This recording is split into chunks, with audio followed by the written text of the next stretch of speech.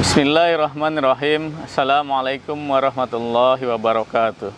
Alhamdulillahilladzi anzalal qur'ana hudal linnasi wa bayyinatin minal huda. Asyhadu an la ilaha illallah, asyhadu anna Muhammadan abduhu wa rasuluhu la nabiyya wa la rasula ba'da.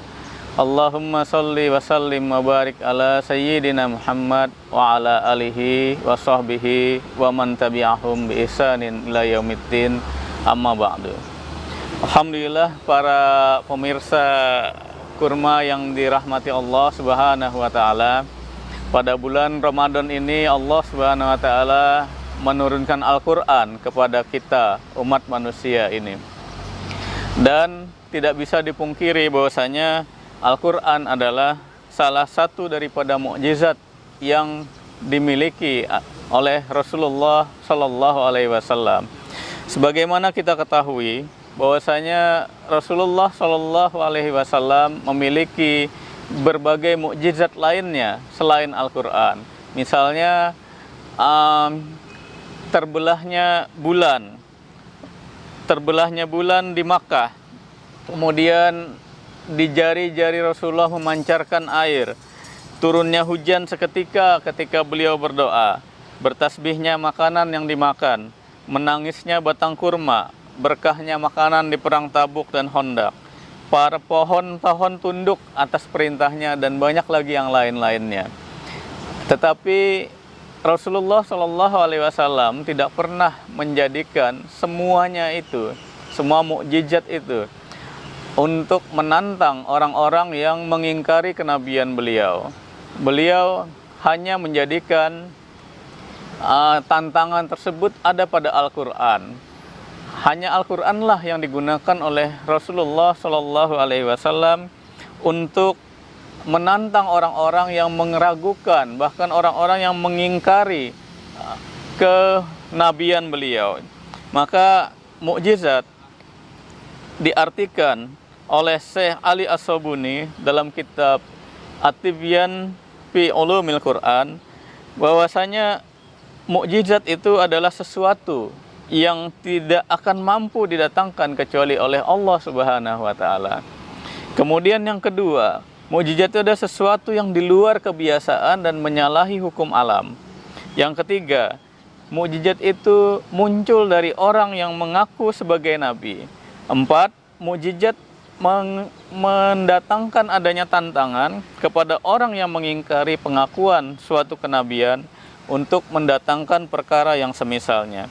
Dan yang kelima, menurut Syekh Ali As-Sobuni, tidak ada seorang pun yang mampu mendatangkan perkara yang semisal itu. Dan inilah yang terjadi pada Al-Quran. Jadi Al-Quran datang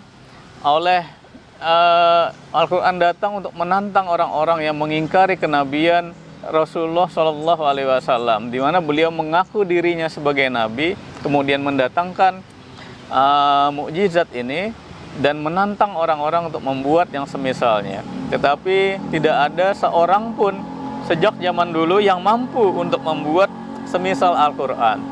Sehingga kalau ada yang mengatakan bahwasanya Al-Quran dibuat oleh orang-orang Arab gitu, ini suatu pernyataan yang tidak dapat diterima, satu pernyataan yang batil dan tidak bisa diterima. Mengapa demikian? Karena Al-Quran turun gitu kepada orang-orang Arab pada masa di mana penguasaan orang-orang Arab terhadap sastra bahasa mereka itu berada dalam puncak yang sangat tinggi sekali, berada dalam puncak ketinggiannya, sehingga tantangan yang disampaikan oleh Al-Quran untuk membuat semisalnya ini adalah tantangan yang sesuai dengan kapasitas mereka untuk melakukannya. Hanya saja mereka tidak mampu untuk membuatnya. Nah, Allah Subhanahu wa taala berfirman tentang tantangan-tantangan ini di dalam Al-Quran, disebutkan olehnya dalam Quran surah Hud ayat 13 misalnya. Qul fa'tu bi asyri suwarim mithlih muftariyatin fad'u man istata'tum min dunillah in kuntum shodiqin. Katakanlah hai Muhammad, kalau demikian buatlah 10 surah yang dibuat-buat yang menyamainya. Nah, Dan panggillah orang-orang yang kamu sanggup memanggilnya selain Allah jika kamu orang-orang yang benar. Hanya saja tidak pernah terbukti bahwasanya orang-orang Arab pada masa itu mampu untuk membuat 10 surat yang semisalnya tadi.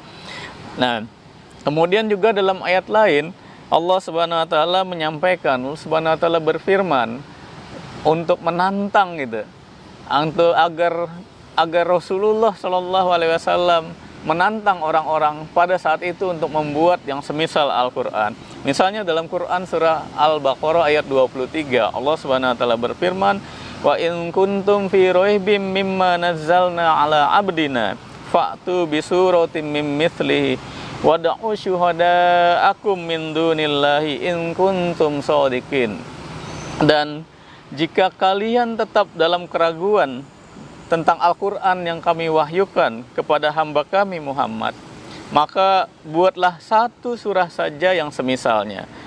Buatlah satu surah saja yang semisal Al-Quran. Dan wada'u syuhada'akum min dunillahi, dan ajaklah dan undanglah seluruh penolong-penolong kalian selain Allah. In kuntum shodiqin gitu. Jika kalian orang-orang yang benar. Namun lagi-lagi mereka tidak mampu juga untuk melakukan hal tersebut. Mereka tidak mampu untuk membuat satu surah saja yang semisal Al-Quran gitu. Walaupun harus mengundang seluruh penolong-penolongnya, walaupun harus mengundang seluruh penolong-penolongnya selain Allah. Tidak ada yang mampu mereka lakukan. Bahkan di Quran surah Al-Isra ayat 88 juga disebutkan, difirmankan oleh Allah Subhanahu wa taala, "Qul la in jama'atil insu wal jinnu ala ayyatu bimithli hadzal Qur'an la ya'tuna bimithlihi walau kana ba'duhum li ba'din zahira." Katakanlah, jika manusia dan jin berkumpul, jika manusia dan jin berkumpul untuk membuat yang serupa Al-Quran ini, niscaya mereka tidak akan dapat membuat yang serupa dengannya, sekalipun sebagian mereka menjadi penolong bagi sebagian yang lain. Demikianlah para pemirsa kurma yang dirahmati Allah Subhanahu wa taala, telah jelas bagaimana kemukjizatan Al-Quran dan ketidakmampuan orang-orang Arab pada masa itu untuk membuat yang semisal Al-Quran. Dan tantangan Al-Quran ini masih tetap berlanjut sampai hari ini. Tantangan Al-Quran masih tetap berlaku sampai hari akhir nanti. Tapi tidak ada satupun yang bisa membuat yang semisal Al-Quran ini. Nah, demikian pula sehingga dengan demikian Al-Quran ini jelas bukanlah buatan manusia, karena tidak ada satupun manusia yang mampu membuat yang semisalnya. Ya, artinya benar-benar Al-Quran ini adalah kalamullah. Benar-benar Al-Quran ini adalah kalamullah yang diturunkan oleh Allah Subhanahu wa taala kepada Rasulullah Shallallahu alaihi wasallam. Dan kemudian para pemirsa kurma yang dimuliakan Allah Subhanahu wa taala, bagaimanakah kita agar kita mendapatkan petunjuk dari Al-Quran? Ya, agar kita mendapat petunjuk dari Al-Quran, ada beberapa hal yang bisa kita lakukan. Yang pertama adalah membaca Al-Quran. Membacanya akan mendapatkan petunjuk, akan mendapatkan pahala, akan mendapatkan kebaikan. Rasulullah Shallallahu alaihi wasallam bersabda, "Man qara'a harfan min kitabillahi falahu bihi hasanah wal hasanatu bi asyri amsalihha la aqulu alif lam mim harfun walakin alifun harfun wa lamun harfun wa mimun harfun." Barang siapa yang membaca satu huruf dari kitabullah, maka ia akan mendapat satu kebaikan. Setiap kebaikan akan dibalas dengan 10 kali lipat. Aku tidak mengatakan, kata Rasulullah, aku tidak mengatakan alif lam mim itu satu huruf. Akan tetapi alif adalah satu huruf, lam satu huruf, dan mim satu huruf. Ini. Kemudian yang kedua, untuk mendapatkan petunjuk dari Al-Quran, kita haruslah memahami Al-Quran. Kita harus memahami Al-Quran. Nah, Rasulullah Shallallahu alaihi wasallam juga menyampaikan dalam sabda beliau, bila suatu kaum berkumpul pada salah satu rumah-rumah Allah, ma ijtama'a qaumun fi baitin min buyutillahi ta'ala. Nah, yatslu kitaballahi, yang dimana mereka membaca kitab Allah, wa yatadarasunahu bainahum, dan mereka saling mempelajari di antara mereka, illa nazalat alaihim sakinah, kecuali turunlah di tengah-tengah mereka itu ketenangan gitu. Kemudian juga mendapatkan kerahmatan itu. Dan kemudian juga akan didatangi oleh para malaikat, dan Allah akan menyebut nama-nama mereka di hadapan, di tengah majelis para malaikat itu. Kemudian yang ketiga yang harus dilakukan untuk mendapatkan petunjuk dari Al-Quran adalah mengamalkan Al-Quran. Allah berfirman, wa ma atakumur rasulu fakhudhuhu wa ma nahakum anhu fantahu. Dan apa-apa yang diperintahkan oleh Rasul, ambillah, dan apa-apa yang dilarangnya maka tinggalkanlah. Dan yang keempat terakhir adalah mengajarkan atau mendakwahkan Al-Quran. Dan sebagaimana sabda Rasulullah Sallallahu Alaihi Wasallam, khairukum man ta'allama al-Quran wa 'allamahu. Sebaik-baik kalian adalah orang yang belajar Al-Quran dan mengajarkannya. Demikianlah para pemirsa kurma yang dimuliakan oleh Allah Subhanahu wa taala, hanya dengan membaca, memahami, mengamalkan dan mengajarkan atau mendakwahkan Al-Quran, kita akan merasakan betapa agung, luhur, dan tepatnya Al-Quran itu.